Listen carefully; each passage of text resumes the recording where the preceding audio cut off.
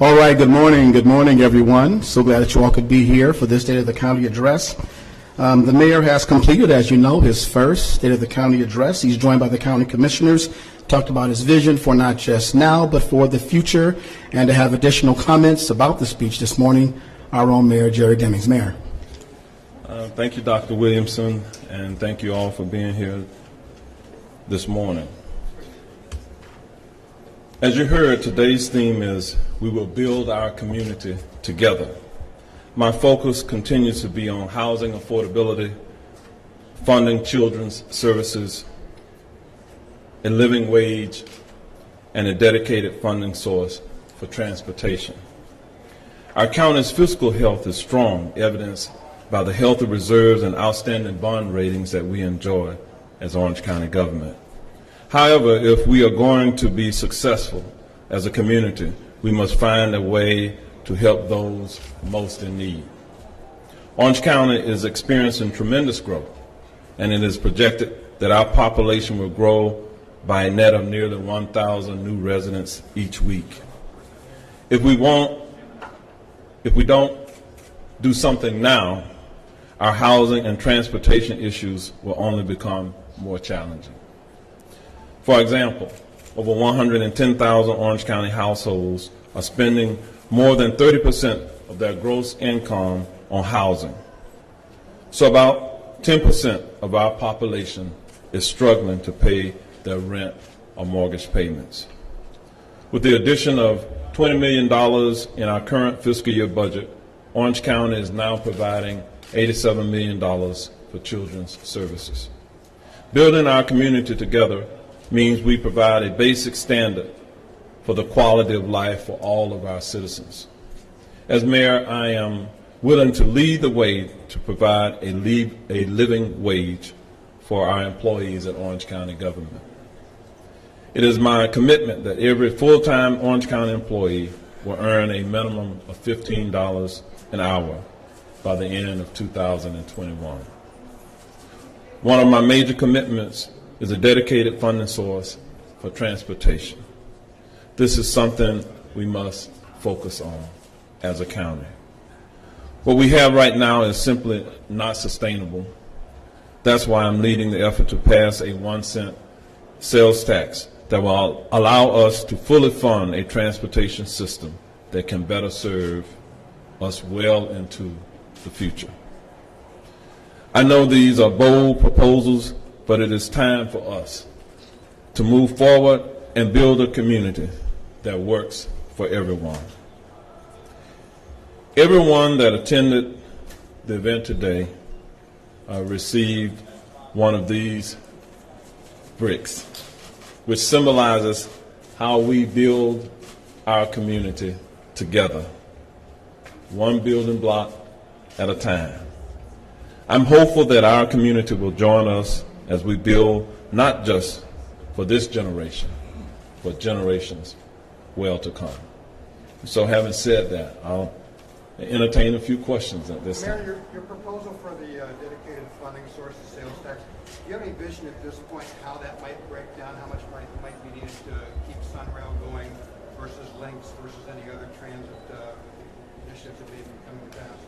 As a charter county, we have the opportunity to put a referendum on the ballot in the general election in November 2020 regarding transportation. It will be a transportation surcharge, 1%, which equates to a 1-cent sales tax. We will use those funds to support the operations of links and perhaps Sunrail, but also help to build the roadway infrastructure that we need as a growing community.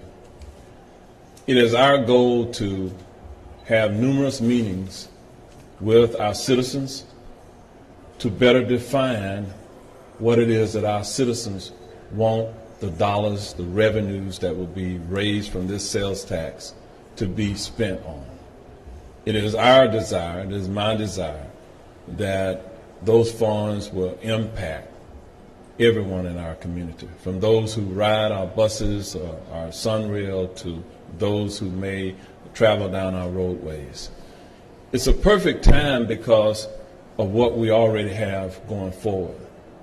What we'd like to do is complement the work that the Florida Department of Transportation is doing with our roadway expansions, with our various highways and infrastructures from I-4 to the 429, 417, 528, and other roadways here in the area. We're trying to simply complement what they're doing. We really don't have many options other than to do what we're doing here. We all will contribute to this process when we buy goods and services here in Orange County. But 50% of the revenues will likely be paid by people who don't live here, the visitors who come, who spend their hard-earned dollars in our community will also help us to pay for the system improvements. I believe that, if not all of you, they're all interconnected. Have you planned to garner support for this tax in the past? How do you plan to garner support for this moving forward? Well, we're going to use a grassroots approach. We're going to work with our Board of County Commissioners. We're going to go out into the communities, and we're going to work with other stakeholders, other groups in our community to make certain that everyone understands how they will benefit and what the dollars will be used for. So we will come up with spending plans. We'll work with our municipalities here within Orange County, and so we're going to be very intentional about doing our work to prepare to make certain that we have gained all of the input we need as we make the final decisions about what the funds that will potentially be generated from this tax will be used for. Mr. Mayor, do you have any pledge from... Why do you think this vote will be different? Yeah, there are initiatives that have failed in the past, but you heard me in the speech. Timing is everything. We're at a critical stage in the growth of our community now where people feel the pain associated with the transportation challenges that we have. We've studied other communities and cities and counties around the country who have been successful, who've also failed. We've studied those in Florida, all of the urban counties who've been successful or failed. We have our own experience here from the Mobility 2020 plan. All of that created learning lessons for us that we're going to use, and so I just believe that the time is now. Mayor, what's Mr. your Mayor, do you vision? have Yes. a pledge from Mayor Dyer to support for this? Mayor Dyer has indicated that he's supportive of this initiative going forward. We will meet with the other mayors within our 13 municipalities here within the county and try to get a coalition of them for support. But we're moving forward. I hope you're encouraged by what you've heard today and you sense that all segments of our community really want something to be done. I know this intuitively because I spent more than 1,000 plus meetings as I was pursuing becoming the mayor of Orange County. And one of the central themes that I heard from many of our constituents was that, Mayor, what are you going to do about the transportation challenges we have? I've heard it since I've been mayor, daily.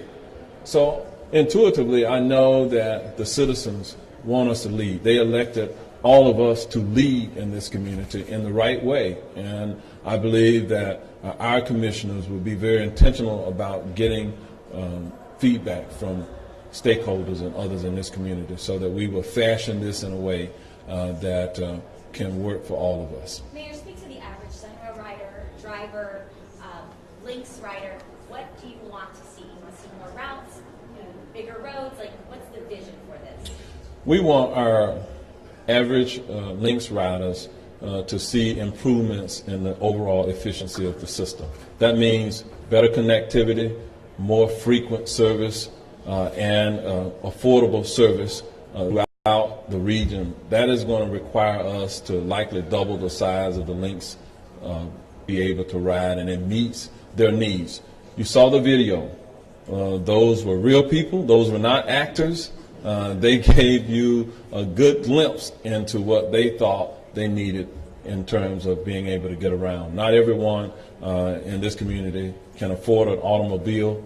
If we have the type of well-connected system, it will be really in many ways more cost-effective for individuals to take our transit system. That's the vision. We're trying to build a transportation system to get people out of their cars and onto other multimodal systems here in this community. For public safety, what is your... The sales tax will be enough when you consider the growth that we're seeing in Sacramento? I think the revenues that will be generated by a growing community,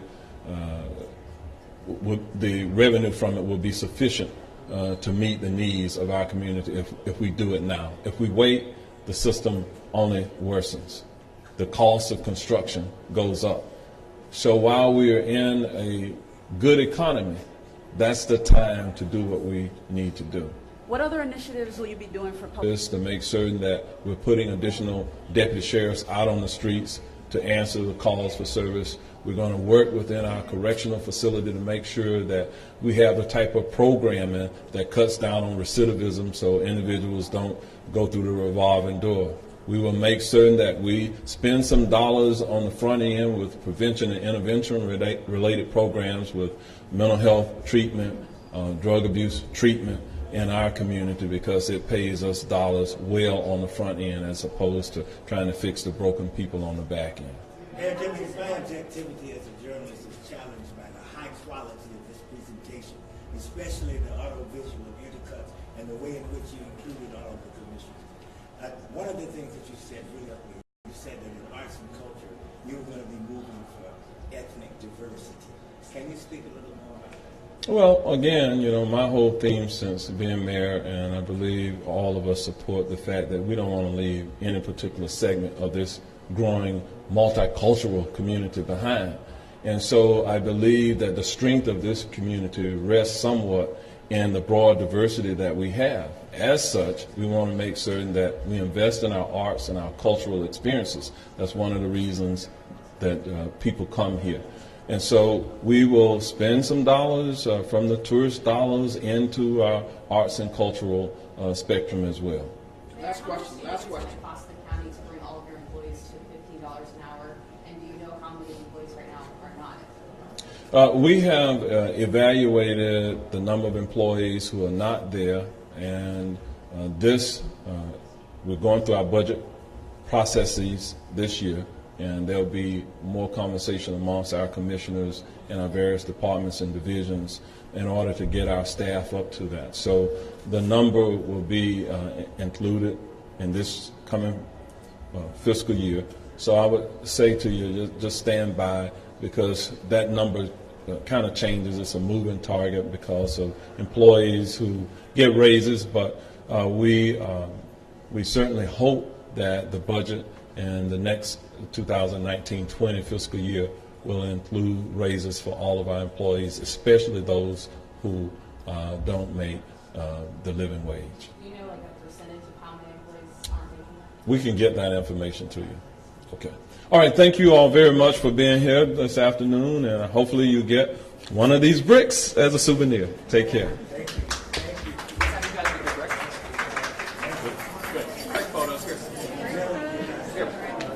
Come on, getting closer. Do we need a break? Is it over? Building a building.